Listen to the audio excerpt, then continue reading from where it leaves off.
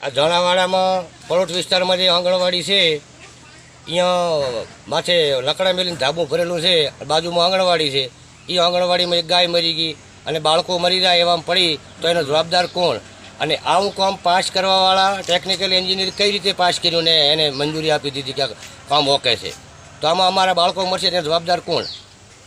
જે અમારી પ્રાથમિક શાળા થઈ છે એનું પ્લાસ્ટર અત્યારે માથે કલર કરી નાખ્યો છે અને જુઓ તો હાથથી પણ પ્લાસ્ટર ઉખડે છે. તો આવું કામ શાળાનું પણ આવું કામ ચાલે મોટું બિલ્ડિંગ. તમામ ગામજનોનો અમારો વિરોધ છે કે આવું કામ થાય તો એના માટે અમે કોઈ પણ સરકાર જવાબદાર રહેશે. કોઈ બાળક મર્યું કે અથવા કોઈ પણ કંઈ હાનિ થઈ તેનો જવાબદાર સરકાર રહેશે. ની અંદર ખૂબ જ વહીવટદારે ભ્રષ્ટાચાર કરેલ છે. ગટર બનાવી છે, ગટરની અંદર લકડા માંડી અને એની અંદર પતરા માંડીને ખાલી સિમેન્ટ લેપ્યો છે. એના માટે ગઈકાલે ગાય મરી ગઈ છે પડીને. પછી બાજુની અંદર આંગણવાડી છે, ત્યાંના બાળકો રમતા હોય અને માય પડીને મરી જશે એનો જવાબદાર સરકાર તરીકે અથવા કોઈ એન્જિનિયર રહેશે.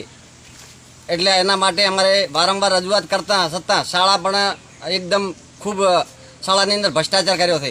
કારણ કે અત્યારે ગામના લોકો જઈને આમ હાથથી ઉખાડ્યો તો એનો પ્લાસ્ટર અને કોઈ પણ દરવાજા કોઈ લિવિંગ ઇન કામ નથી.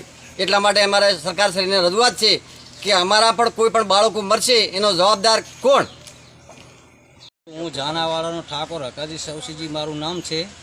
અને આજે અમે ગામના બધાએ ભેગા મળીને અમારા ગામની અંદર જે પંચાયતના કોન્ટ્રાક્ટરે જે કામ કર્યા છે એનો હળી મળી બધા ભેગા થઈને એનું નિરીક્ષણ કરી આવ્યા. શાળામાં ખરાબ કામ કર્યું છે, ચાહે લેવલિંગ કામ થયું નથી, હજી શાળા ચાલુ થઈ નથી, એની ટાઈસ તૂટી ગઈ છે, દરવાજા એના વખાતા નથી, પ્લાસ્ટર ખરી રહ્યું વત્તા બીજી પલોટમાં એક ગટર લાઈન બનાવેલી છે એનું પણ કામ ખરાબ કરેલું છે. એટલે ભાઈ એક ગાય અંદર ગટરમાં પડીને મરી ગઈ અને બીજું બધું અગાઉ પડી હતી. આવો બધો ભ્રષ્ટાચાર કોન્ટ્રાક્ટરે કરેલો છે.